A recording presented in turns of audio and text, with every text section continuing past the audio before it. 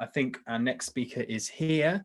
If they're able to share their screen, that will be brilliant. That's it's Phil Ridley from Arm. Welcome. So for those of you who don't know, Phil is works as an applications engineer for Arm, supporting users of HPC platforms and tools and applications within the Arm ecosystem. So over to you, Phil. Hello, I'm Phil Ridley from Arm, and I'm based in the UK. I work in a small team which is just part of Arm's overall involvement in HPC. I'll start off by saying more about what our team does.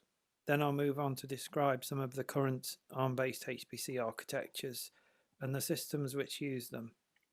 Following that, I'll move on to the two benchmarks which I'm going to cover.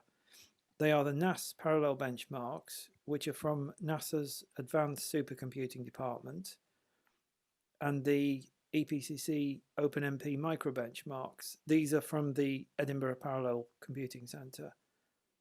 I'll finally summarise with some suggestions and references for achieving best results.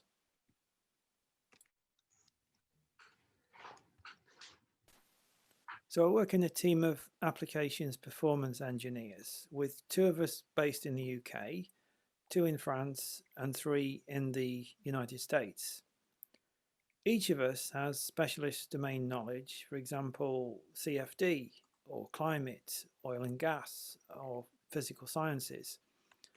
And one of our aims is to help people get the best out of ARM-based HPC hardware. This might include performance projections for new or unreleased hardware, applications performance tuning, tuning system parameters, or mentoring at hackathons and other events. One system that you may be aware of, which uses ARM-based CPUs, is Isambard. Isambard is hosted at the UK Met Office's data centre in Exeter, and Isambard now has 2 ARM systems, so there's an Isambard and Isambard 2. Isambard has been in service now for just over 2 years, and it's a full HP Cray XE50 system with a fast interconnect file system and tuned software stack. So on Isambard, the processors are Marvell Thunder X2s. Bear in mind that we designed the instruction set and don't actually fabricate the silicon, which is why you see the partner's name on the CPU. So in addition to Isambard, there are also 3 other UK-based Marvell Thunder X2 systems, and these are at the universities of Bristol, Edinburgh and Leicester, known as the Catalyst project. So these are 3 HPE Apollo 70 systems. Each system has roughly 64 nodes of 32 core dual socket CPUs. So they're quite large systems in their own right. And the other part of Isambard is Isambard 2, and this has only been in service now for around a few weeks, and it's a HPE Apollo 80 system. So this has a newer processor, which is also based on an ARM instruction set, but this time it's a Fujitsu A64 Fx processor. So you can see the specs in the slides, but essentially both Isambards are substantial HPC resources in their own right. However, the CPUs themselves are quite different. So going back to the ARM CPUs in Isambard, the Marvell Thunder X2s, the nodes are configured as dual socket with 32 cores per socket. However, each physical core is currently configured with 4 symmetric multithreads, giving a total of 256 CPUs per node. They don't have to be configured with 4 symmetric multithreads. You can have a setting of 1 thread per core or 2 threads per core, either way. It doesn't matter. It's how the CPUs are configured at boot time. But as I say, currently they're configured with 4 symmetric multithreads. So the CPU is based on the ARM v8.1a plus Neon architecture, with 2 floating point units per physical core. Obviously, the more symmetric multi-threads you have, the more the floating point units need to be shared between threads. And this can affect performance if your application is floating point bound. And the CPUs also have a fixed vector register size of 128 bits. Essentially, each socket has 8 memory channels, which can facilitate good performance for many HPC applications. So moving on to the Arm CPU in Isambard 2. This is a Fujitsu A64 Fx, which is similar to the one in the Fugaku system, which is currently #1 in the top 500. That system has a theoretical peak of over 440 petaflops. The CPU in Isambard 2 and Fugaku are similar. They're not the same though.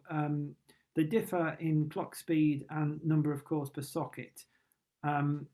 Now the A64 Fx on Isambard 2 is single socket with 48 cores. It's based on the Arm v8.2a plus scalable vector extension instruction set, and it has a fixed vector register size of 512 bits. So it's much wider vector registers than those that are on Isambard with the Marvell Thunder X2s. The A64 Fx is also capable of higher memory bandwidth. Though the vectors are a fixed size, the instruction set is using Arm scalable vector extension. And what this means is that the compiler will produce vector length agnostic assembly, which in principle could be run on a future hardware that might have different length vectors. That is without having to recompile the source code. SVE code is made possible through the use of predicate registers and predication instructions. One thing to notice about the A64 Fx is that the cores are arranged in 4 core memory groups, or CMGs. Each one of these CMG has 12 cores within it. And without going into too much detail, a good place to start tuning your code on the A64 Fx is to look at performance on one of these core memory groups and then move on to the others. Please also bear in mind that the L2 cache on the A64 Fx is shared within each core memory group. So in addition to Isambard and the Catalyst systems, you may also be aware that ARM-based HPC is also available in the cloud. One example is the Amazon AWS Graviton2 processor, and this can have up to 64 CPUs per node. And it's really suitable for many HPC applications. To summarize the main features of the CPUs that I've just mentioned, they're all based on either the Arm v8.1 or Arm v8.2 instruction sets with either 128-bit Neon or 512-bit SVE. The Marvell Thunder X2 is dual socket and works well with applications that require memory bandwidth.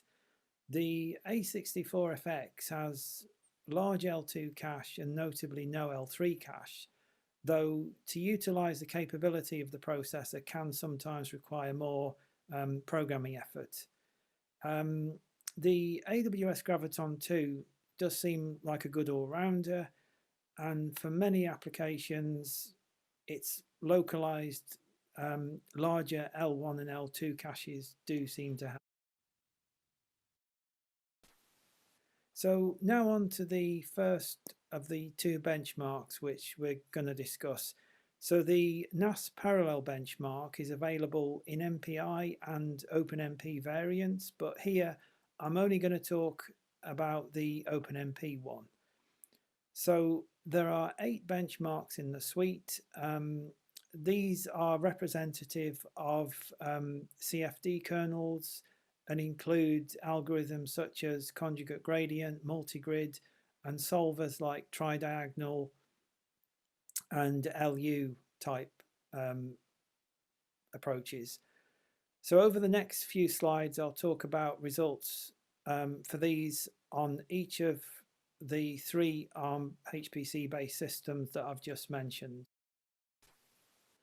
So for the Marvell ThunderX2 CPU, just like the one on Isambard, we'll look at 3 compilers which are available. These are the NVIDIA HPC SDK compiler, the ARM compiler for Linux, and GCC. The choice of these compilers was based on the fact that these are also available on the AWS Graviton2. Now the results in the graph are shown for the 8 benchmarks. So we have 3 results for each benchmark, with a higher result meaning better. So the main point to note here is not to use the maximum number of available threads. On Isambard, where SMT is 4, we can have OMP num threads equal to 256, giving each physical core 4 logical OpenMP threads. However, this is not the best way to get performance with this benchmark.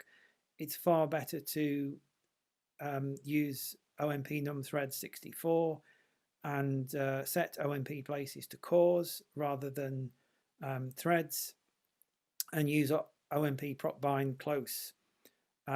Otherwise, you are likely to see a dramatic reduction in performance. On ThunderX2 systems where SMT is set to 1, you don't have this issue. It just works. So here we have the best results for each individual benchmark.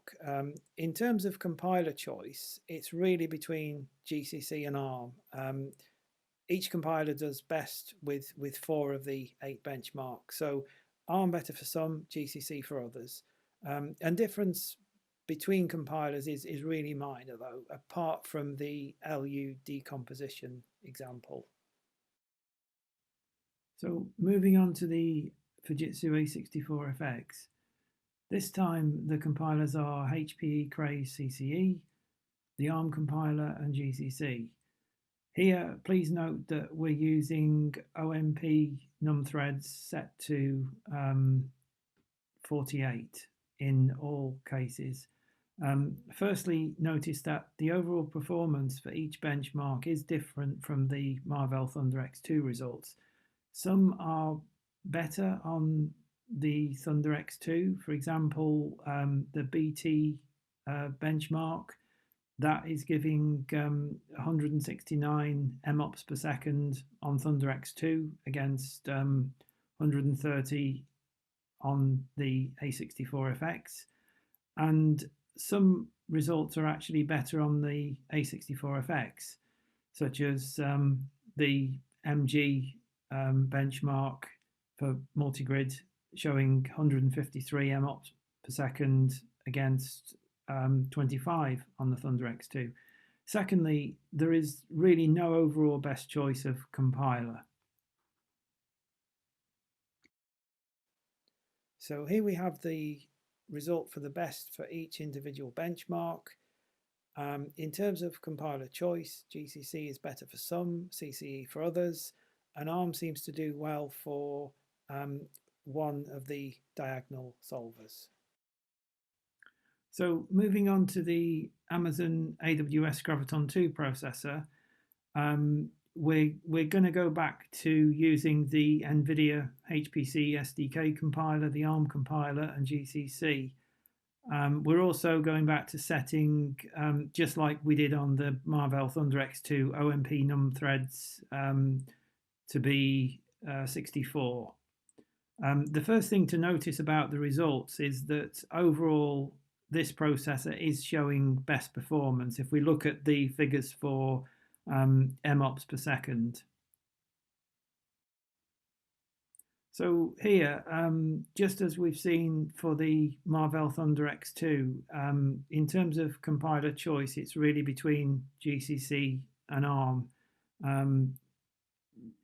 ARM is better for some of the benchmarks and GCC better for the others. So to summarize the results in terms of the best choice of architecture and compiler for each benchmark, for the 8 benchmarks, it's really between GCC or the ARM compiler on AWS Graviton2 or Marvell ThunderX2. and between CCE or GCC on the Fujitsu A64 Fx. On the AWS Graviton2 with GCC, you can get best overall performance, except for the odd benchmark where, for example, the Fourier benchmark seems to do best on the A64 Fx with CCE. The multi-grid benchmark seems to do well on the A64 Fx with GCC. And finally, the SP diagonal solver benchmark seems to do best overall on the Marvell Thunder X2 with the Arm compiler. So onto the second of the two benchmarks. This is the EPCC OpenMP micro benchmark suite, and this was first developed around 20 years ago. It was updated nearly 10 years ago, and in its current form, it consists of a set of tests which measure the overhead of various OpenMP directives, such as synchronization, loop scheduling, task scheduling, and thread private data movement. As such, it consists of 4 main kernels, and we're going to run these kernels on the same architectures using the same compilers that we encountered for the NAS Parallel Benchmarks. So overall, there isn't that much difference in the overheads between the compilers and systems. We are talking just microseconds here. GCC seems to have a higher overhead than the other compilers, and this is more evident for tasks and private. For scheduling, it doesn't really matter which compiler, and the ARM compiler seems to do well at tasks on all 3 systems. In general, unless your application is highly sensitive to OpenMP, then there's likely to be some other area of performance to be more concerned about. But these benchmarks give a quick guide of what can happen within the OpenMP directives. So that now summarizes the results and discussion. So before I finish, I'd just like to mention a few tips and recommendations.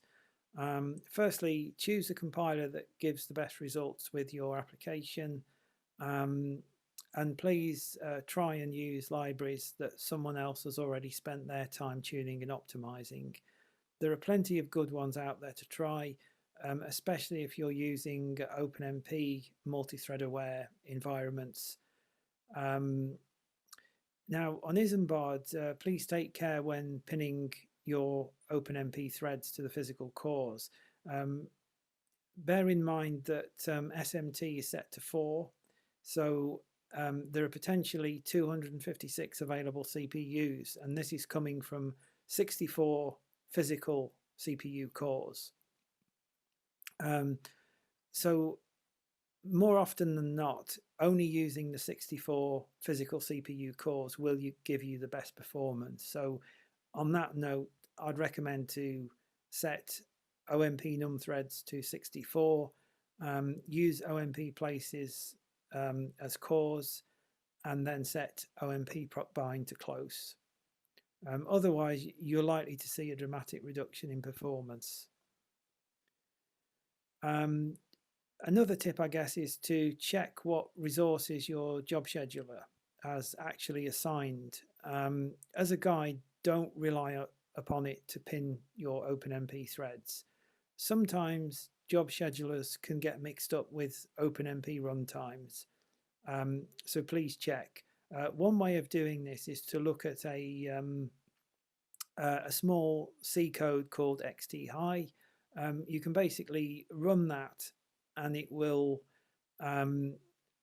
turn out the thread pinning information and task assignment info as well.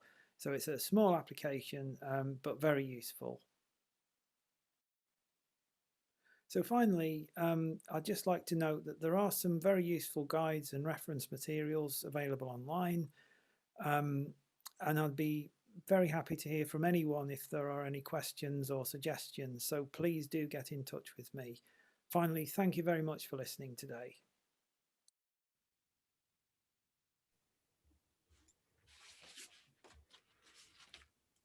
Thanks a lot, Phil. That was really interesting. Nice to see the overview of the different CPUs within the ARM ecosystem and your results of benchmarking some OpenMP benchmarks across all of them with different compilers. I had a quick question for you, actually, if that's all right. What is ARM's plan with supporting OpenMP and the latest versions of OpenMP that we're going to hear about later on from Michael Clem in the ARM HPC compilers? Well, yeah, so you may be aware that we are quite active in the open source communities of both GCC and LLVM. So whatever we do kind of internally and whatever goes into our own commercial offering will hopefully eventually be upstreamed into the open source variants. There'll obviously be a time delay, but yes, certainly we are very active. We have I have 3 colleagues who are actively involved in the committees. So yeah, it will be supported in the near term, hopefully. Yeah. That's great. Thanks a lot for the talk, Phil. It's really nice to hear from you.